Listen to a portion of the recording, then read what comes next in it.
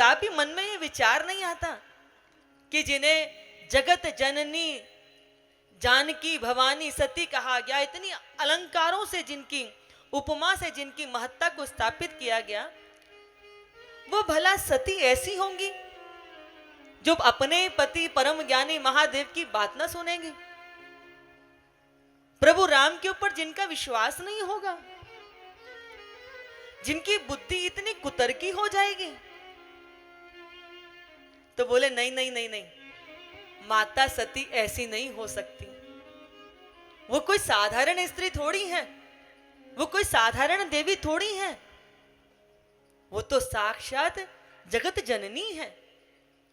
तो एक संत इसके ऊपर इतना सुंदर प्रकाश डालते हैं बंधुओं, वो कहते हैं कि जो भगवान विष्णु और राम है ना, ये एक दूसरे के क्या हैं? ये एक दूसरे के सेवक हैं, स्वामी हैं और सखा हैं। सेवक स्वामी सखा सीएपी के एक दूसरे को ये अपना स्वामी मानते हैं, एक दूसरे को ये अपना सेवक मानते हैं और एक दूसरे के ये सखा हैं। जब सेतु पार करना था तो भगवान ने क्या किया था? रामेश्वरम बनाया था ना, रामेश्वरम को स्थापित किया था ना। बोले एक दूसरे को स्वामी मानते हैं, यानी कि भगवान शंकर का हृदय साक्षात स्वयं विष्णु है और भगवान विष्णु का हृदय साक्षात शिव है, इनमें कोई अंतर नहीं है, एक दूसरे के स्वामी सेवक सखा है। तो यहाँ क्या हुआ, भगवान विष्णु को लगता था कि कदापित मैं भगवान शंकर का परम सेवक हूं, उनका भक्त हूं, एक बार वो अपने मुख से कह दे, मुझे कोई सर्टिफिकेट दे दे, कुछ प्रमाणित कर दे, तो मेरी ये सेवा, मेरी ये साधना संपन्न हो जाए। जब शिष्य अपने गुरु की बड़ी सेवा करता है तो कदाचित लगता है कि कभी तो गुरुदेव प्रसन्नता से कह दे कि मैं तेरी सेवा से प्रसन्न हुआ। तो यहाँ पर भगवान विष्णु के हर पल मन में भाव आता कि एक बार तो शंकर जी अपने मुख से मेरे से भाव की प्रशंसा कर दें। कठोर तप क्या करते थे? एक दिन भगवान विष्णु ने 1000 स्वर्ण कमलों से भगवान शंकर की उपासना करने का व्रत ले लिया कि मैं 1 माह तक 1000 स्वर्ण कमलों से नित्य भगवान का अभिषेक करूंगा। नित्य वो कमल लेकर के आते और उनसे जो है वो भगवान का अभिषेक करते। नित्य ऐसा घंटों उनका आह्वान करते, फिर पूजा करते, फिर अभिषेक करते। दिन बीतते चले गए। एक दिन क्या हुआ कि भगवान शिव को लगा कि विष्णु जी बार बार कहते हैं कि उनकी परीक्षा ले ली जाए, ताकि जब परीक्षा लेंगे तभी तो प्रमाणित होगा ना कि आप मेरे सबसे बड़े भक्त हैं। तो यहाँ पर भगवान विष्णु ने जब अभिषेक कर रहे थे तो शंकर जी ने एक कमल जो था उसको गायब कर दिया। जब एक कमल गायब हुआ तो इधर क्या हुआ कि ये विष्णु भगवान अभिषेक कर रहे हैं और देखा 999 हुए, एक कम पड़ गया। अब वो इधर तो देखने लगे, मैं तो 1000 लेकर आया था, ये एक कहाँ चला गया। अब अभिषेक करते हुए उठकर कहीं जा भी नहीं सकते लेने के लिए। तो इन्हें अचानक से ध्यान आया कि जब भक्त मेरी उपासना करते हैं, मेरी प्रार्थना करते हैं, स्तुति गाते हैं, तो वो कहते हैं कि प्रभु आपके तो लोचन जो हैं ये कमल के समान है, आपके जो पद हैं ये पद पंकज जो है कमल के समान है, आपके कर जो है वो कर कमल हैं, आपके चरण कमल हैं, नेत्र कमल हैं, तो क्यों ना मैं अपना, इतने सारे कमल तो हैं ही, मैं इनमें से एक कमल महादेव को अर्पित कर दूं। तूने सोचा कि पहले मैं अपना चरण दे दूं? बोले नहीं नहीं, चरण दे दूंगा तो अभी तो मुझे और भी दिन साधना करनी है, कमल लेने जाना पड़ेगा, बड़ी मुश्किल होगी, मैं अपना एक कर कमल चढ़ा देता हूँ। बोले एक से कैसे करूंगा? एक से कमल खींचूंगा, एक से तोड़ूंगा। तो बोले अगर मैं एक नेत्र चढ़ा देता हूँ तो कोई दिक्कत नहीं होगी, एक नेत्र से भी देखा जा सकता है।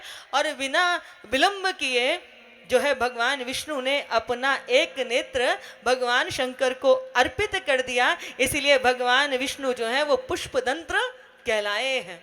एक नाम पड़ा है पुष्पदंत्र।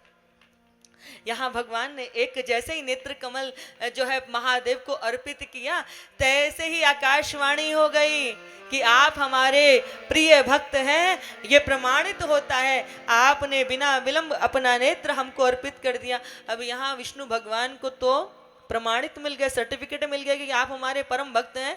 लेकिन अब शंकर जी जो हैं वो चाहते हैं कि कैसे भी करके महादेव हमारी परीक्षा ले लें।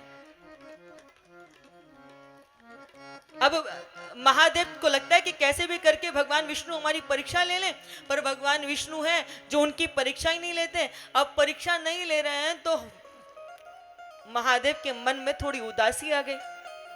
अब जब उदासी आई तो ये जो संत हैं बड़ा सुंदर प्रकाश दे रहे हैं कि जब मन खिन हुआ, उदास हुआ, तब शंकर जी के मन में आया कि चलो मैं अपनी मन की खिन्नता जो है वो राम कथा सुन करके दूर करता हूं।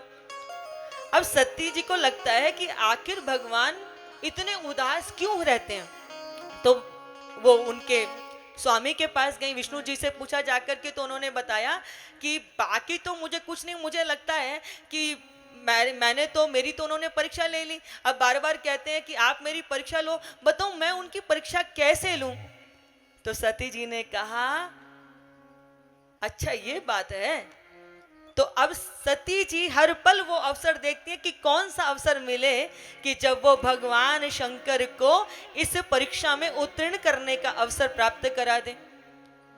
तो इसीलिए जब वो कुंभज ऋषि के पास कथा सुनने के लिए गए तो वहां पर कहा है ना, सुनी महेश परम सुख मानी। सती जी का चित्त कथा में नहीं, क्योंकि सती जी के मन में तो ये लगी पड़ी हुई है कि कैसे मैं महादेव को इस जो दुख की स्थिति से बाहर लेकर के आऊं, कैसे उनकी परीक्षा हो जाए, कैसे उनको अच्छे सेवक होने का सर्टिफिकेट प्राप्त हो जाए।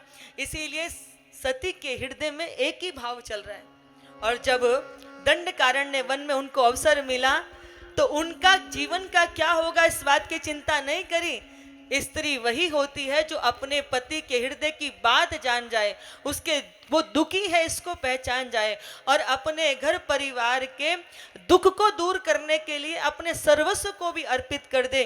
तो यहाँ माता सती ने पुनि पुनि हृदय विचार करी, धर सीता का रूप, ऐसे जाके रूप धारण नहीं कर लिया था, पुनि पुनि यानी कि बार बार विचार करके सीता का रूप धारण किया है कि परीक्षा लेंगे तो भगवान भोलेनाथ जो हैं उस परीक्षा में उत्तीर्ण हो जाएंगे। पर देखो भगवान शंकर को तो जो है आकाशवाणी के द्वारा वह सर्टिफिकेट प्राप्त हो गया, पर माता सती जो हैं उनको वियोग हो गया। और जो कहते हैं ना कि जब चित्त के अंदर भगवान के प्रति प्रेम की जो लगन होती है, जब वो लगन लग जाती है ना, तो व्यक्ति कहीं भी रहे उसकी देह उसकी लौ एक ही लगी रहती है। यहाँ सती चाहती कि बस कैसे भी करके महादेव को इस कष्ट से मुक्ति मिल जाए।